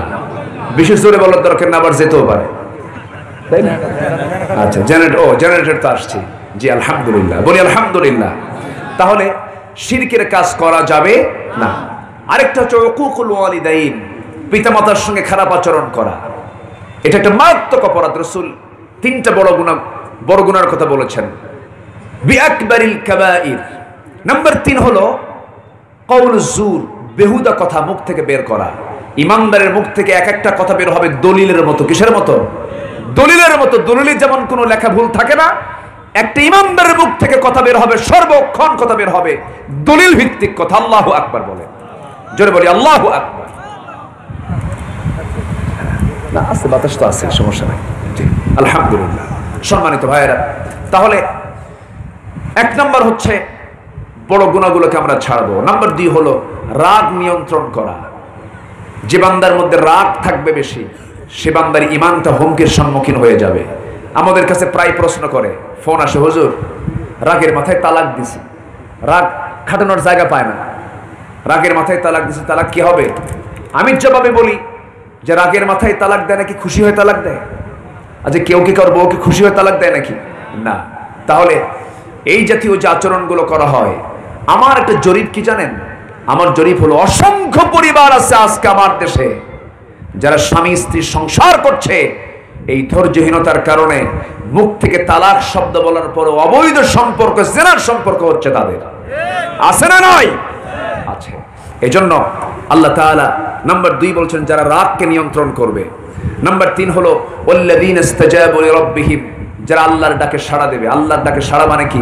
হাইয়া আলাস সালাহ, একটা ডাক, নামাজের দিকে আসো, কল্যাণের দিকে আসো, সঙ্গে সঙ্গে যে সাড়া দেবে আমি আল্লাহ নিজ হাতে তাকে পুরস্কার দেব। সবাইকে 5 ওয়াক্তের নামাজ পড়তে রাজি আছি? একটু হাত তুলে দেখেন তো দেখি। জোরে বলি ইয়া আল্লাহ, আরো জোরে বলি ইয়া আল্লাহ। আমাদেরকে 5 ওয়াক্ত সালাত আদায় করার তৌফিক তুমি আল্লাহ দিয়া দাও। জোরে বলি আমিন, আরো জোরে আমিন। হাত নামান। নাম্বার 4 হলো নামাজ কায়েম করা। আল্লাহ তাআলা আবার এক্সট্রা করে এই কাজের কথা বলছেন, ওয়া আকামুস সালাতা, যারা নামাজ কায়েম করবে। নামাজ কায়েম মানে কি জানেন? যে সমাজে নামাজ কায়েম থাকবে সেই সমাজে সুদ কায়েম থাকবে না। আমার দেশে নামাজ কায়েম আছে না সুদ কায়েম আছে? সুদের কারবার কি আছে? একজন বিখ্যাত হাজি আবার বিখ্যাত সুদখোর, আছে না নয়? আছে। যদি হজ করে যদি হাজি খেতাব নেওয়া যায়, সুদ খায়া সুদখোর খেতাব নেওয়া যায় না? লেখা উচিত বিশেষ হাজি বিশিষ্ট সুদখোর, তা কি লেখা থাকে? তা তো লেখা থাকে না। একজন হাজি কখনো সুদখোর হতে পারে না, একজন মুসলমান কখনো সুদখোর হতে পারে না। আজকে সুদের কারবার চলছে, মহড়া চলছে। এই সময় কেউ উঠেন না, ভাববো যিনি উঠবেন তিনি সুদ খান। বসেন, এটা বসে থাকেন একটু। সুদের কাছে যাব না আমরা, জোরে বলি ইনশাআল্লাহ। আমি তো এলাকায় আসলে আমি আগে শুনি যে এলাকার কি কি সমস্যাগুলো আছে, একটু শুনি, সেদিকে একটু ইঙ্গিত দেওয়ার চেষ্টা করি। আমি মুসলমান, আমার ভিতরে থাকবে যাকাতের চিন্তা, আমার মধ্যে সুদের চিন্তা কখনো নিয়ে আসা যাবে না। এই চিন্তা থেকে আল্লাহ তাআলা আমাদেরকে অনেক অনেক দূরে রাখুন, জোরে বলি আল্লাহুম্মা আমিন। সুদকে রহিত করে দিয়েছেন আল্লাহ তাআলা।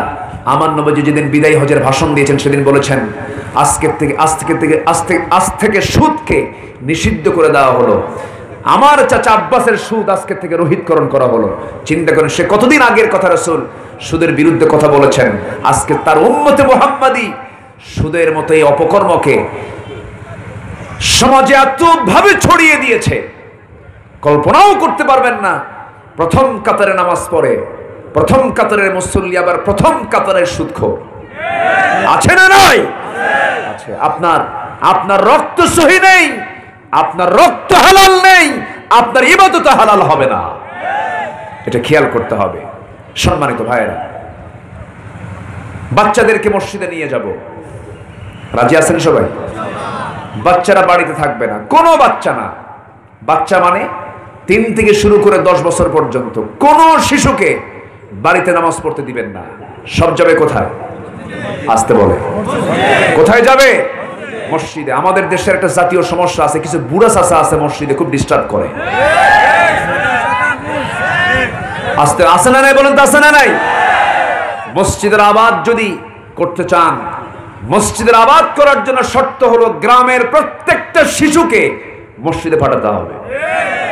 ওরা আদব, আখলাক, চরিত্র শিখবে মসজিদ থেকে, ওরা সময়ের জ্ঞান শিখবে মসজিদ থেকে। আজান হচ্ছে, আমাকে এই ডিউটি করতে হবে, সে ডিউটিফুল হবে, সে শৃঙ্খলা শিখবে।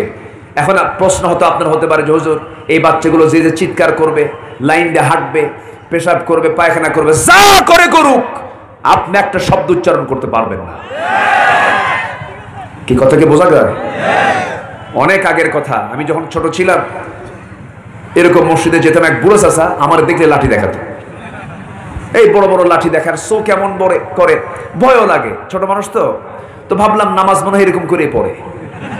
পরের ওয়াক্তে আমিও নিয়ে আসছি একখান লাঠি, চাচা ওই দরজা থেকে দেখাই, আমি এই দরজা থেকে দেখাই। কি কথা বোঝেন নাই?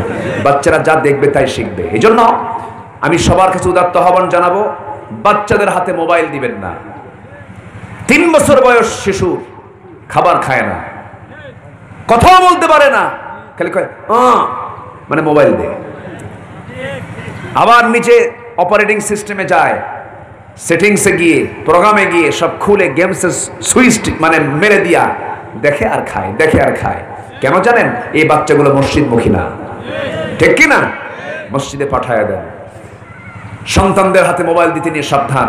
চুয়াডাঙ্গা আমার এক মাহফিল, খাইতে বসছে, এক চাচা বলতেছে হুজুর আমার মেয়ের জন্য আপনি দোয়া করবেন। কেন? আমার মেয়েকে অনেক দূরে বিয়ে দিয়েছি। কোথায়? ঠাকুরগা দিছে বিয়া। আপনার বাড়ি চুয়াডাঙ্গা, 400 মাইল দূরে আপনার মেয়েকে বিয়ে দিলেন। এই বিয়ের ঘটক কে? হুজুর মোবাইল। ঘটক কে? মোবাইল হচ্ছে ঘটক। কেমনে আপনি মোবাইল দিলেন? হুজুর আমি তো দিতে চাইনি। ও সায়েন্সে পড়ে, ইন্টারে পড়ে, বললো যাবো বায়োলজির অনলাইনে ক্লাস করতে হয়, বায়োলজি পড়বে, অনলাইনে ক্লাস করতে হবে। আমি ওর পড়াশোনার জন্য মোবাইল কিনে দিলাম, ভালো একটা মোবাইল কিনে দিলাম। কিন্তু ও যে বায়োলজির ক্লাস করতে নিয়ে যে এইদিকে অনলাইন খুলছে তা তো আমি জানি না। 3 দিন খবর নাই। 3 দিনের মাথায় ফোন দিয়ে বলে আব্বু আমরা ভালো আছি। আমরা মানে কি? কি কথা কি বুঝতেছেন? আমরা ভালো আছি আব্বু, সব কাজ সম্পূর্ণ হইয়া গিয়েছে। এখন আমার কথা হচ্ছে, যদি কেউ তার মেয়েকে বিয়ে দিতে না পারেন, অপারক পারতেছেন না, মোবাইল একটা কিনে দিন। আর কি বলবো, আমার আর এর চাইতে বলার ভাষা নাই। সাবধান, সন্তানের বাপ হয়েছে, সতর্ক থাকার দরকার আছে না নাই? আছে। এই বিষয়গুলো খেয়াল করব। বাচ্চাদেরকে থাক নেটেই চলুক, সমস্যা কি? আসছে? আচ্ছা, অফ করেন তাড়াতাড়ি, দিয়ে দেন। জি, সম্মানিত ভাইয়েরা, তো বাচ্চাদেরকে আমরা বাড়িতে রাখবো না মসজিদে পাঠিয়ে দেব? কয়বার? আসতে বলবেন না, কয়বার? 7 থেকে শুরু হবে। 7 থেকে যখন বয়স 7 হয়ে গেছে, কোনো কথা নাই, মসজিদে যা, নামাজ পড়। ওর রুকু সেজদা ঠিক হওয়ার দরকার নাই, ও এমনি ঠিক হয়ে যাবে। আলহামদুলিল্লাহ বলে। আমার নবীজি মদিনার মসজিদ চালু করেছেন, শিশুরা দিয়ে মসজিদ ভরে যেত। হোসাইন রাদিয়াল্লাহু আনহু নবীর সেজদা থাকা অবস্থায় হোসাইন নবীর ঘাড়ে গিয়ে বসে পড়তেন। আমার নবীজি সেজদা থেকে মাথা উঠান না। হোসাইন যখন সরে গেছেন, আমার নবীজি সেজদা থেকে মাথা উঠিয়ে সালাম ফেরার পর বলছেন, না না, আমার বড় উপকার করলে তুমি। কেন? তুমি আমার ঘাড়ে বসার কারণে আমার তসবির পরিমাণটা বেশি হয়ে গেছে। জোরে বলি সুবহানাল্লাহ। আর কিছু আজকে নানা আছে, দাদা আছে, এত রাগ, টোকা মারলে বারুদের মতো জমে, আছে না নাই? বাচ্চারাও মনে মনে, নাতিরাও মনে মনে, কে বুড়া তুই মরবি কোনদিন, কুলখানি খাবো। নানাদের দাদাদের ধৈর্য ধারণ করতে হয়, ঝামেলা পোহাতে হয়, তাদেরকে নামাজ শিখাতে হয়। আমার নবীজি মসজিদে নববীর ভিতরে হোসাইনকে নিয়ে কোলের মধ্যে নিয়ে গল্প করছেন। একটা সিরাত গ্রন্থে পড়েছে অনেক আগে। গল্প করতে করতে বাবে জিবরিল দিয়ে জিবরাইল আলাইহিস সালাম নবীর সামনে এসে বসলেন। বসা মাত্রই আমার নবীর কোলে হোসাইন বসা। রাসূল বলছেন, না না, আমার সামনে কি আসছে তুমি তাকে চেনো? না না, এই লোকটা মাঝে মাঝে আপনার কাছে আসে, কিন্তু মতলব তেমন ভালো মনে হয় না। কেন, কি হয়েছে? কি সে যখন আসে তোমার কাছে খুব দ্রুত আসে, দ্রুত চলে যায়, কিন্তু খালি হাতে আসে। সব সাহাবী খেজুর, আঙ্গুর, বেদানা, উটের দুধ, উটের গোশত নিয়ে আসে, এই লোকটা খালি হাতে আসে। একটু কৃপণ কৃপণ সাইজের লোক। শিশু বাচ্চাদের নজরও থাকে মেহমানের কিসের দিকে? কারণ কিসের দিকে? কোথাও যেতে গেলে হাতে কি নিতে হয়? কিছু নিতে হয়। মেহমান হয়ে গেলে খালি হাতে যেতে নেই। আমার নবীজি মুস্কি হাসি মেরে জিবরাইলকে চোখের ভাষায় বলছেন, জিবরাইল, আমার নাতির কবলে যে পড়ে তে সে সাইজ হয়ে যায়, আমার নাতি আমারই ছাড়ে না। আল্লাহ বলছেন, জিবরাইল, আমার প্রিয় দোস্তের প্রিয় নাতি হুসাইন যখন সব করেই ফেলেছে, তোমার পকেটের মধ্যে হাত দিয়ে দেখো, জান্নাতের আঙ্গুরের ছড়া ঢুকানো আছে। আঙ্গুরের ছড়া সামনে ঝুলায় রাখলে। আমার নবীজি বলছেন, না না, কে বলছে কৃপণ? দেখো তো তোমার জন্য কি সুন্দর টসটস আঙ্গুর আনছে। কেন না, এতক্ষণ ভাবছিলাম সাধারণ কৃপণ, এখন দেখে মারাত্মক কৃপণ। কেন? পকেটে আঙ্গুর থুই আঙ্গুর বের করে না। নবীজি বাচ্চাদেরকে সময় দিয়েছেন। মসজিদে নববীর ভিতরে রাসূল ঘন্টার পর ঘন্টা হোসাইনকে নিয়ে গল্প করেছেন। বাচ্চাদেরকে সময় দিবেন ইসলামী সমাজ গড়ার জন্য। মসজিদকে আবাদ করতে হবে। আজান দিলাম, তালা খুললাম, নামাজ পড়লাম, তালা মেরে মসজিদ থেকে বের হয়ে আসলাম, না না, মসজিদের দরজা ওপেন রাখা উচিত। শিশুরা যাবে, খেলবে, সেখানে বসবে, নামাজ পড়বে, শিখবে, জানবে। নামাজ তো, মসজিদ তো এই জন্যই, মসজিদ শিক্ষার জায়গা বলে আলহামদুলিল্লাহ। ইসলামী সমাজের বৈশিষ্ট্য হলো মসজিদ থেকে বাচ্চাদের কান্নার আওয়াজ, হাসির আওয়াজ আমাদের কানে আসবে। ওদের কান্না, ওদের হাসি, ওদের দৌড়া দৌড়ে, ওদের ওটাই নামাজ। ওই কাজগুলোকে কবুল করবেন কে বলেন? আল্লাহ তাআলা কবুল করবেন। আমার নবীজি সাহাবে কেরামকে নিয়ে তিনি ওয়াজ করছিলেন। এমন সময় আমার নবীজির সঙ্গে দেখা করার জন্য হোসেন রাদিয়াল্লাহু তাআলা আনহু দরজার কাছে চলে এসে বলছেন, এক সাহাবীকে বলছেন, দরজা খুলে দেন, নানার সঙ্গে দেখা করতে যাব আমি। সেই সময় সেই সাহাবী বলছেন, না, যাওয়া যাবে না। কেন? এই মুহূর্তে গেলে তোমাকে দেখলে রাসূল সমস্ত আলোচনা বন্ধ করে ফেলবেন, এখন যাওয়া যাবে না। চোখ বড় বানায় বলতেছে, এই চাচা শোনো, তোমরা যে নবীর কথা বসে বসে শোনো, সেই নবীর চাইতে আমি হোসাইন 1000 গুণে বড়, রাস্তা ছাড়।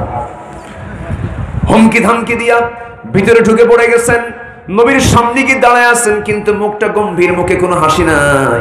রাসূল বলছেন, না না, তোমার মুখে হাসি নাই কেন? কি হয়েছে? কে? না না, আমি তোমার কাছে আসতে চাই, আমাকে আসতে দেওয়া হয় না। আমার কি কোনো দাম টাম নাই নাকি? কে বলেছে তোমার দাম নাই? তোমার তো দাম আছে। এবার হোসাইন সিরিয়াসলি বলছে, না না, আমি তোমাকে 3টা প্রশ্ন করব, আর একটা কথা বলে দিচ্ছি, না না, আমি কিন্তু তোমার চাইতে অনেক বড়।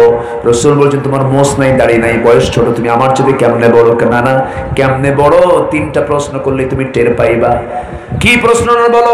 এবার তিনি বলছেন, না না, প্রশ্ন করব, শর্ত হলো প্রশ্ন উত্তরগুলো তোমার সাহাবীদের শোনা দরকার। তোমার সাহাবীরা আমার সাথে মাঝে মাঝে বেয়াদবি করে। আল্লাহু আকবার বলবেন না? সব সাহাবীকে ডেকে আনা, সব সাহাবীকে ডেকে আনা হলো। এবার বলছে নানা বলো তো আমার সবচেয়ে প্রিয় বসার জায়গা কোনটা? নবীজি বললেন আমার বুকটা তোর বসার জায়গা রে। এবার বলছে না তুমি শুয়ে পড়ো। রাসূলকে শুয়ে দিলেন, লাফ মেরে গিয়ে নবীর বুকের উপরে বসে বলছে না বেশি প্রশ্ন করব না, আজকে 3টা প্রশ্ন করব, শুধু উত্তর দিবা। কি প্রশ্ন বল না? 1 নাম্বার প্রশ্ন হলো নানা বলো তো তোমার বাবার নামটা কি? আব্দুল্লাহ। কোন বংশ? কুরাইশ বংশ। কোথাকার মানুষ? মক্কার মানুষ। কিন্তু নানা তুমি কি জানো তোমার বাবার পরিচয় এইটুকুই শেষ, কিন্তু তুমি তো অবশ্যই জানো আমার বাবাটাকে। আমার বাবা মক্কার মানুষ, কুরাইশ বংশের মানুষ, কিন্তু আমার বাবার এক্সট্রা গুণ হলো তিনি হচ্ছেন আসাদুল্লাহিল গালিব, আমার গর্বিত পিতা আলী। আমার পিতা আলীকে এক পাল্লায় দাও, তোমার পিতা আব্দুল্লাহকে এক পাল্লায় দাও। আল্লাহর কসম আমার বাবা আলীর ওজনটাই বেশি ভারী হয়ে যাবে। নবীজি মুস্কি মুস্কি হাসি দিচ্ছেন। এবার বলছে নানা আর কি প্রশ্ন বলো? এবার বলছে নানা বলো তো তোমার মার নামটা কি? আমার মার নাম হলো আমেনা, বাড়ি তার কোথায়? মদিনায়। এতটুকুই তার পরিচয় শেষ। ও নানা তুমি তো অবশ্যই জানো আমার মাটাকে। আমার মা হলেন সমস্ত জান্নাতের রমণীদের সর্দারিনী, খাতুনে জান্নাত মা ফাতিমা। আমার মা ফাতিমাকে এক পাল্লাই দাও, তোমার মা আমেনাকে এক পাল্লাই দাও। আল্লাহর কসম আমার মার ওজনটাই বেশি ভারী হয়ে যাবে। আমার নবীজি বিজ্ঞচিত কথাগুলো শোনে, ছোট মানুষের মুখ থেকে এইরকম বিজ্ঞচিত কথাগুলো শুনে রাসূল তাকে জড়িয়ে ধরে বলছে নানা রে আর কি প্রশ্ন করবি বল। এবার বলছে নানা বলো তো তোমার নানার নামটা কি? এবার বলছে আমার নানার নাম হলো ওয়াহাব জোহরি, বাড়ি তার কোথায়? মদিনায়। কি এমন তার নাম আছে? একজন ব্যবসায়ী ছিলেন। এতটুকুই তোমার নানার পরিচয়টা শেষ। ও নানা বুকে থাপড়ায় থাপড়ায় বলে নানা তুমি তো জানো আমার নানার পরিচয়টা কি? আমার নানা হচ্ছেন সেই নানা আল্লাহ তার নিজের পরিচয় দিতে গিয়ে বলেছেন তিনি হচ্ছেন রব্বুল আলামিন। আর আমার নানাকে আল্লাহ বলছেন রাহমাতুল লিল আলামিন। সর্বকালের সর্বযুগীর সর্বশ্রেষ্ঠ মহামানব রাসূল আকরাম নবী মুকাররম জনাবে মুহাম্মদুর রাসূলুল্লাহ সাল্লাল্লাহু আলাইহি সাল্লাম আমার নানাকে এক পাল্লায় দাও, তোমার নানা ওয়াহাব জোহরিকে এক পাল্লায় দাও। আমার নানার ওজনটাই বেশি ভারী হয়ে যাবে। জোরে বলি সুবহানাল্লাহ, আরো জোরে বলি সুবহানাল্লাহ। আমার নবীজি সঙ্গে সঙ্গে নাতিকে জড়িয়ে ধরে বলছে নানা আজকে আমি নবী হওয়ার পরও তোমার কাছে তোমার বিজ্ঞচিত প্রশ্নের কাছে আমি হেরে গেছি। আমার নবীজি বাচ্চাদের কেমন করে সময় দিতেন, কারণ বাচ্চারা একদিন বড় হয়ে যাবে, শিক্ষা নিতে হবে বাচ্চাদের সবার আগে। এই জন্য আমরা মসজিদমুখী সন্তানদেরকে করব, নামাজ আদায় করব, নামাজ কায়েমের সংগ্রাম করব। যে কোনো কাজ করতে গিয়ে আমরুহুম শুরা বাইনাহুম, পরামর্শের ভিত্তিতে কাজ করব। চেয়ারম্যানের দায়িত্ব একা নয়, আরো যে কয়েকটা মেম্বার আছে সবাইকে নিয়ে পরামর্শ করা। স্বামীর দায়িত্ব একা নয়, বউকে নিয়ে পরামর্শ করা। বউয়ের কথা কি শোনার দরকার আছে না? আস্তে আস্তে করে একটা ভালো বান্দাকে বিরক্ত করছে, কষ্ট করছে, তার ব্যাপারে বাড়াবাড়ি করছে, এরপরও সে তাকে সাহায্য করে, সে তাকে মাফ করে দেয়। এই 7টা গুণ, এই 7টা কাজ যে বান্দার মধ্যে থাকবে আল্লাহ তাআলা বলছেন আমার পুরস্কার, তার পুরস্কার আমার হাতে আছে। জোরে বলি সুবহানাল্লাহ। আল্লাহ সবাইকে আমল করার তৌফিক দান করুন। জোরে বলি আল্লাহুম্মা আমিন। আযান আমাদের কানে এসেছে বহু আগে, আমরা সময় ক্ষেপণ করব না, যতটুকু হয়েছে আমরা বলে ফেলি আলহামদুলিল্লাহ। সবাই বসুন। আমি সবার কাছে উদাত্ত আহ্বান জানাবো, এই মাহফিল কমিটি যারা আয়োজনটা করেছেন, কি ক্লাব যেন নাম? শ্যামপুর প্রবাসী সমাজ কল্যাণ পরিষদ। শ্যামপুর প্রবাসী, হ্যাঁ শ্যামপুর প্রবাসী সমাজ কল্যাণ পরিষদ। জি আলহামদুলিল্লাহ। প্রবাস নাঙ্গলকোটের এই ওঠে কেন বসেন, আমরা দোয়া করে যাব, একসঙ্গে দোয়া করব। নাঙ্গলকোটের অধিকাংশ লোক মনে হয় প্রবাসী না? অনেকে প্রবাসী আছে। দুবাই একটা এলাকায় আছে নাঙ্গলকোট, মানে দুবাইয়ের নাম দোয়া গ্রামের সকল প্রবাসী এবং তাদের পরিবারের জন্য। জি, দোয়ার পরে এখানে আজান হবে। অজু যাদের আছে তারা কিবলামুখী হয়ে যাবেন, আর যাদের অজু নাই, ব্যবস্থা আছে কি আশেপাশে? পুকুর আছে, আচ্ছা পাশে পুকুর আছে, অজু করে নেবেন, সময় দেওয়া হবে। আমরা নামাজটা ফরজ, এই দিকটা আমরা খেয়াল করার চেষ্টা করব। জোরে বলি ইনশাআল্লাহ। আসুন ছোট্ট একটা দোয়ার মধ্য দিয়ে আজকের মাহফিলের সমাপ্তির দিকে আমরা চলে যাচ্ছি। আমি দোয়া চাই, সবাইকে আমার জন্য দোয়া করবেন। জি আমিও দোয়া করি আপনার জন্য। দোয়া জি জি আল্লাহুম্মা আমিন। ربنا ظلمنا أنفسنا وإن لم تغفر لنا وترحمنا لنكونن من الخاسرين আল্লাহ তাআলা এই পড়ন্ত বিকালে গধূলি বেলা বৃষ্টি বিকেলে হাজারো মুসলমান নরনারী নিয়ে তোমার কালামের দুই তিনটা আয়াতকে সামনে রেখে কিছু কথা বলার চেষ্টা করেছি। কাঙ্গাল ফিকারির মতো দুটো হাত পেতে আছে আল্লাহ, গুনার দিকে নজর দিও না, বান্দা মনে করে তামাম জীবনের গুনাহগুলোকে মাফ করে দাও। জনম দুঃখিনী মা, জনম দুঃখী বাপ জান যারা চলে গেলেন, জিন্দেগির গুনাহগুলো মাফ করো, কবরগুলোকে জান্নাতের টুকরা বানায়া দাও। আব্বা আম্মা অনেকের চলে গেছে, বাপ মার কথা মনে হলে চোখের কোনায় পানি চলে আসে।